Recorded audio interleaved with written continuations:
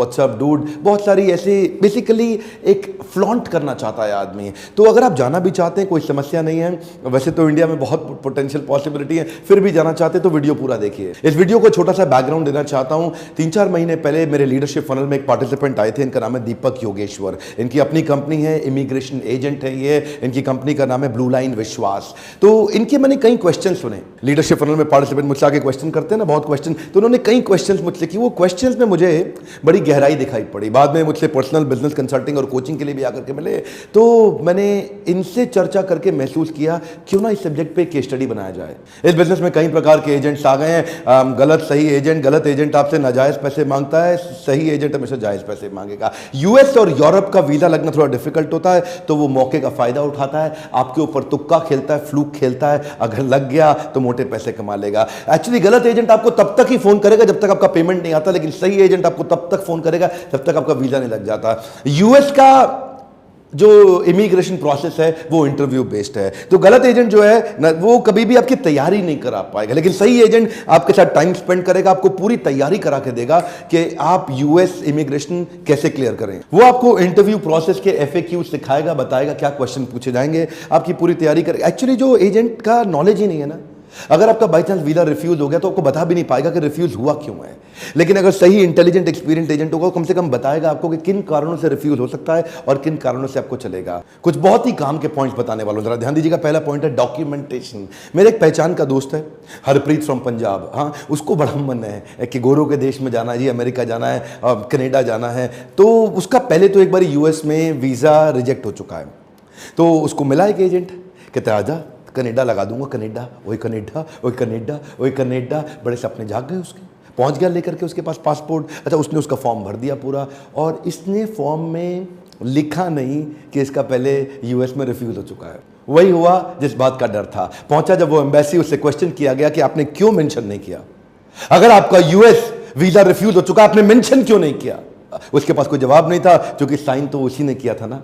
वो थोड़ी कह सकता है कि एजेंट ने करा दिया, एजेंट ने। ऐसे एजेंट्स आपको जिंदगी भर के लिए फंसा देंगे। ध्यान दीजिए, कोई भी पेपर बिना पढ़े कभी भी साइन मत करिए। दूसरा, कोई भी गलत इंफॉर्मेशन पे साइन मत करिए। तीसरा, चेक करिए कि क्या उसके पास एक्सपीरियंस, नॉलेज, इंफॉर्मेशन है। चेक करिए क्या उसको ठीक से इंग्लिश पढ़नी आती भी है कि नहीं आती है। और ध्यान दीजिए, ब्लैंक फॉर्म साइन मत करिए, और हर साइन किए हुए पेपर की कॉपी अपने पास मंगा के रखिए। डॉक्यूमेंट जरा देख लीजिए, business proof, property papers, applicant banking, current passport और ओल्ड पासपोर्ट, फोटोग्राफ, वीजा फी रिसीट। मेरा सेकंड पॉइंट है services offered eight inflated price. US और यूरोप के कई बार नाजायज पैसे मांगे जाते हैं। इसमें क्या है ना, दो प्रकार की फीस होती है, एक होती है एम्बेसी फी और एक होती है प्रोसेसिंग फी। जो एम्बेसी फी है वो तो उस देश की एम्बेसी के पास अपने आप सुरक्षित रूप से चले जाएगी, और एक होती है प्रोसेसिंग फी जो आपके एजेंट की जेब में जाएगी। अब जितना झोलझाल है वो सारी इस प्रोसेसिंग फीस में है जी। एम्बेसी फी तो सरकारी फीस है, उसकी तो पर्ची मिल जाएगी, वो चली जाएगी। प्रोसेसिंग फीस में आपको जितना काट सकेगा वो काट लेगा। अच्छा, आजकल एक नए फ्रॉड आ गए हैं। ये क्या कहते हैं, मैं आपका यूएस कनाडा वीजा लगा दूंगा। अब यूएस कनाडा सुन करके आपको कुछ और तो समझ आता नहीं। वो कहता है आपको इंडिया से नहीं जा सकते, लेकिन आप इंडोनेशिया से तो जा सकते हो, कंबोडिया से तो जा सकते हो, वियतनाम से जा सकते हो। इंडिया से चांस कम है। इस देश में पहले भेजूंगा, 15 दिन महीना यहां रहना और यहीं से निकलवा दूंगा। आप कहते हो बिल्कुल ठीक है जी, बिल्कुल ठीक है। पैसे कितने लगेंगे, 25 लाख रुपए। वो कोई बात नहीं जी, खेत बेच के आता हूं और दे देता हूं। आप 25 लाख रुपए दे दिए उसको। अगर कोई बोल रहा है कंबोडिया से, इंडोनेशिया से या वियतनाम से, पक्का फ्रॉड है, पक्का फ्रॉड है। क्योंकि इमिग्रेशन के प्रोसेस के अगेंस्ट जाकर के आप लंबा जा ही नहीं सकते। आप जाइए, बहुत केस ऐसे आ रहे हैं, रोज अखबारों में आ रहा है। 15 दिन, 1 महीने के बाद आपको फोन करता है, हाँ जी बताओ बताओ बताओ बताओ। उसके बाद कहता है बता रहा हूं बता रहा हूं बता रहा हूं बता रहा हूं। 2 महीना, 2.5 महीना, 3 महीना, आपके पास पैसा खत्म, राशन खत्म, तेल खत्म, सब खत्म। फिर तो आप कहते हो जी वापसी की टिकट, घर वाले को बोलते हो ओए भेज दे, ओए वापस आ रहा हूं। ये जो है ये फ्रॉड है। ये जो कंबोडिया का नाम ले रहा है ना आपसे, Vietnam, Indonesia, total game fraud है ये। पहले तो ना आप अपनी जमीन जायदाद ना बेचो सर। पहले सस्टेनेबिलिटी, फिर स्केलेबिलिटी। पहले सर्वाइवेबिलिटी, उसके बाद ग्रोथ आती है। और उसके बाद चेक करो कौन सा वीजा एप्लीकेबल है आपके लिए।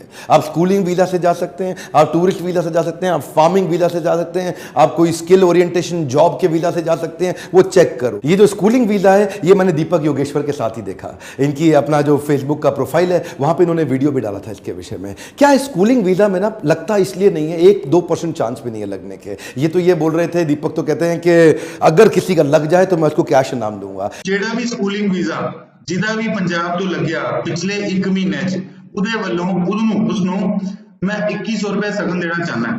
होता क्या है कि एक आदमी की टोटल इनकम ही 50,000 रुपए महीना है और वो जाता है जी, ओ जी ऐसा है जी मेरे बेटे का एडमिशन करा दो कनाडा में स्कूल में और इसको पढ़ाने भेजेंगे और इसका ध्यान रखने के लिए मैं आऊँगा और मेरा ध्यान रखने के लिए मेरी बीवी आएगी और हम सबका ध्यान रखने के लिए हमारे माँ बाप भी आएंगे, उनका भी हम ध्यान रखेंगे हमारा, और पूरा टब्बर आएगा जी। अब वो जो है ना इमिग्रेशन की टीम देखती है और ये ऐसा है जी इस आदमी की तो 50,000 रुपये महीने की टोटल इनकम है और वहाँ 5 लाख रुपए महीने की फीस है स्कूल की, और ये कैसे करेगा जी? तो कर ही नहीं सकता। वो रिजेक्ट करे तो पूरा टब्बर लेके आ गया है जी, मैं जाऊँगा जी बच्चे को पढ़ाने के लिए, पूरा खानदान जा रहा है। एक्चुअली ये फ्रॉड एजेंट होता है, ये आपसे करा देता है। फिर फार्मिंग वीज़ा, वो कहता है जी फार्मर बन के चले जाओ, आप किसान हो, वो खेत बेचाओ, मेरे को पैसे दे दो, आपको फार्मिंग वीज़ा। मैंने कनाडा की ऑफिशियल वेबसाइट पे देखा। एक्चुअली क्या है, लोग पढ़े लिखे नहीं हैं, उनको बस शौक है, वो है बड़ी बड़ी गाड़ियाँ, वो गोरी अंग्रेज में बिना देखे जाते हैं। आप देख तो लो पहले, $3 लाख का इन्वेस्टमेंट है, आपके पास है ही नहीं जी 3 लाख, आपके पास 3 लाख रुपए ही नहीं है, $3 लाख कहाँ से लेके आएंगे आप? और दूसरा उसके बाद कहता है जी आपकी $5 लाख की नेटवर्थ भी चाहिए। ये दो तो मिनिमम रिक्वायरमेंट नहीं। अगर आप क्वालिफाई नहीं कर रहे, वेबसाइट के अब जो उनके जो नॉर्म्स हैं वो पूरे ही नहीं कर रहे, तो क्यों अप्लाई कर रहे हैं? अच्छा, अगला है वर्क परमिट का वीजा। ये जो वर्क परमिट का वीजा है इसमें भी कई सारी चीजें। पहला तो जो आपकी नौकरी लगवा रहा है उसके पास एक रिक्वायर्ड सरकारी लाइसेंस होता है, वो है या नहीं है, मैं उसके बारे में बताऊंगा। पर लेकिन दूसरा एक नया फ्रॉड आ गया जी। वो फ्रॉड क्या कहता है कि आपको अभी तो कुछ देना ही नहीं मुझे, आपको तो बस खाली अपने मेडिकल टेस्ट का, अपॉइंटमेंट लेटर का और कुछ बेसिक एक्सपेंसेस का पैसा देना है। जब आपकी नौकरी लग जाए अमेरिका में, आप जाके सेट हो जाओ, तनख्वाह 2-4 जेब में आ जाए, तब भेज देना। तो आप कहते हो जी तो बड़ा अच्छा आइडिया है जी। वो अखबार में लगातार ऐड निकालते हैं इस तरह से, और इस तरह 3-4 महीने तक बहुत सारे लोगों को बुलाते हैं और उनका मेडिकल टेस्ट कराते हैं। और जिस डॉक्टर से मेडिकल टेस्ट कराते हैं वो एम्बेसी का एम्पैनल डॉक्टर होता ही नहीं है, वो उनका प्राइवेट डॉक्टर है। वो टेस्ट करा के रिपोर्ट भी देगा बाकायदा आपसे, लेकिन टेस्ट कराने के बहाने आपसे 5 से 10 हज़ार रुपये ले लेंगे। अजी सारे टेस्ट होंगे, वो टेस्ट होगा 500 रुपए का। और इस तरह अगर वो टेस्ट के नाम पे 10-10 हज़ार रुपये 1,000 लोगों से ले गया अगले 2-3 महीने के अंदर, तो 10,000 मल्टीप्लाइड बाई 1,000, 1 करोड़ रुपया हो गया उसका। तो उसके तो ऐड का खर्चा भी निकल के आ गया, ऑफिस का खर्चा भी निकल गया, मेडिकल टेस्ट का खर्चा भी निकल के आ गया, नोट छापे अपना रातों रात गायब हो गया। और दूसरी तरफ एम्प्लॉयबिलिटी अगर वो जनरेट करके आपको दे रहा है, तो प्रोटेक्टर जनरल ऑफ इमिग्रेंट्स का एक लाइसेंस होता है। Government of India, ministry of overseas Indian affairs एक सर्टिफिकेट देती है रूल 10(2) का। प्रोटेक्टर जनरल ऑफ इमिग्रेंट का अगर लाइसेंस नहीं है, वहां से काम मत कराइए, पनिशेबल ऑफेंस है। वो पकड़ में आ गया तो सीधा जेल में जाएगा। आजकल तो लोग दूसरे के लाइसेंस पे सब ब्रोकर बन के काम कर रहे हैं। पहले चेक करिए, सही जगह से काम कराइए। ये बहुत सारे फ्रॉड्स को देखते हुए मैं जब दीपक जी के साथ उनकी बिजनेस कोचिंग कर रहा था, जो लीडरशिप फनल के पार्टिसिपेंट है, एक्चुअली इन्होंने इंस्पायर किया मेरे को वीडियो बनाने के लिए। ये जरूरी था वीडियो हमारे देश क्षेत्र में, खासतौर से पंजाब, गुजरात और केरला के यूथ्स के लिए। देखिए, जीता जागता केस स्टडी देता हूं। लीडरशिप फनल प्रोग्राम में आए और आते ही इनके बिजनेस में एक नया जे कर्व आया, कुछ इंपॉर्टेंट चेंजेस लेकर के आए, काफी डिस्कशन किया, इन्होंने बहुत क्वेश्चन किए थे मुझसे प्रोग्राम में। सबसे पहला काम क्या किया, जो ये फीस चार्ज करते थे 10 लाख, उसको कर दिया 1 लाख। जो ये समाज में फीस लेते थे 1 लाख, उसको कर दिया 10,000, 10,000 को कर दिया 1,000। अपनी पैसे तो 1/10 कर दिए, लेकिन बिजनेस इनका 10 टाइम्स बढ़ गया। क्यों? स्केलेबिलिटी हो गई। देखिए कैसे हुई, अफोर्डेबिलिटी लाते ही साथ साथ इन्होंने फेसबुक और यूट्यूब पे knowledge based, information based channel को पे काफी फोकस करना शुरू कर दिया। ट्रांसपेरेंसी ले आए, एप्लीकेशन नंबर दे दिया एप्लीकेंट को कि आप खुद ही साथ में ट्रैक कर सको। उसको सिखा दिया कि फॉर्म सारे आप तैयार करके लाओ, उसके मैं आपको फीस चार्ज नहीं करूंगा। इतनी ट्रांसपेरेंसी लाते गए कि कस्टमर्स का इन पे फेथ बढ़ गया। इन्होंने बड़े सारे प्रॉब्लम वाले वीजास को सॉल्व करा दिया, अपने आप वायरल होते चले गए। इन्होंने कई सारे फ्रॉड से उजागर किया, जैसे कि वो स्कूलिंग वीजा मैंने आपको बताया, फार्मिंग वीजा बताया, उसकी तो उन्होंने पोल ही खोल दी पूरी। उससे क्या हो गया, पूरे पंजाब में इनके वीडियोस फैल गए। जैसे ही वायरल हुए, प्रॉब्लम सॉल्व करी, कस्टमर की प्रॉब्लम सॉल्व करने वाले को प्रॉफिट अपने आप आता है, और प्रॉफिट के पीछे भागने वाले को प्रॉब्लम आती है, कस्टमर की प्रॉब्लम सॉल्व होती नहीं है। ट्रांसपेरेंसी को बढ़ाने के लिए टेक्नोलॉजी बेस्ड मोबाइल ऐप लेकर के आ रहे हैं, जिससे जो आदमी एप्लीकेंट है उसको अब बार बार एजेंट के चक्कर नहीं काटने, एजेंट का दरवाजा नहीं खटखटाना, आराम से बिस्तर पे लेटे लेटे मोबाइल ऐप पे ट्रैक कर सकता है कि उसका वीजा कितना प्रोसेस हो गया, कितने दिन रह गए। अगला मेरा पॉइंट है डुप्लीकेट स्टिकर वीजा। ये आजकल बड़ा फ्रॉड हो गया जी। डुप्लीकेट स्टिकर वीजा, जो नए नए मशरूमिंग एजेंट आ रहे हैं ना, वो आजकल देखो, पीछे मेरी एक पहचान की लेडी थी, हमने चेक किया उसके बारे में, बेचारी 10 लाख रुपया गहना गिरवी रख करके लाके उसने एजेंट को दिया, कनाडा का वीजा लगा के देगा। ये कनाडा पता नहीं क्या हो गया पंजाब में, और वो 10 लाख रुपए लेकर के उसने कहा जी स्टिकर लगा के उसको दे दिया। अब वो बेचारी 3% कर्जे पे लेकर के आई थी, बाहर से 30,000 रुपए महीना कर्जा चुका रही है, और बाद में जाके उसको पता चला जी वो तो स्टिकर नकली है। लोग होलोग्राम चेक नहीं करते, उनको पता नहीं सरफेस पे क्या है, वो सामने डेट नहीं चेक करते, मैच नहीं करते, उसको देखते नहीं कोई स्टिकर निकल तो नहीं रहा था, देखते नहीं कि दोबारा तो नहीं चिपकाया हुआ, किसी और के नाम का तो नहीं चिपकाया हुआ, कोई वंस यूज्ड जिसपे कांटा मारा हुआ वो वाला तो नहीं चिपकाया हुआ। कुछ बेसिक चीज है जिसकी जानकारी होनी चाहिए आपको। एक और चीज ध्यान में रखनी है, कोई भी शॉर्टकट या डोंकी फ्लाइट नहीं लेनी है। ये डोंकी फ्लाइट भी बड़ा पॉपुलर है, और शॉर्टकट तो बहुत सारे आ ही रहे हैं कि पहले आपको मलेशिया ले जाते हैं, और मलेशिया में कोई आपको ले जा करके वहां पे अचानक होटल में बंद कर देगा, और उसके बाद पहले आपको पकड़ के मारेगा, पीटेगा, उसके बाद कहेगा अपने घर वालों से बोलो 20 लाख रुपए भेजे।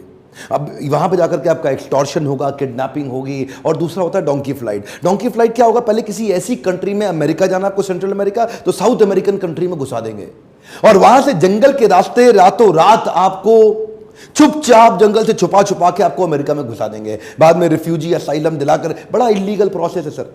रास्ते में आपको स्केलेटन, हड्डियां, गाय मांस, पता नहीं क्या खाना पड़ेगा, पत्ते, पेड़, किससे आपको बहुत। और अगर मान लीजिए वहां पे बॉर्डर सिक्योरिटी फोर्स ने आपको गोली मार दी, ये सारे रिस्की इलीगल प्रोसेस हैं। इससे अच्छा क्या है, एक अच्छे एजेंट के पास जाओ जो आपको वो सारे एथिकल प्रोसेस सिखाएगा जिससे जाना पॉसिबल है, बिजनेस बिल्ड करना पॉसिबल है, अगर एथिकल प्रोसेस से जाने के बारे में सोचें। ये गलत शॉर्टकट आपको लंबा फंसा सकता है। और अगला, कॉन्ट्रैक्ट मैरिज से भैया बच के रहना।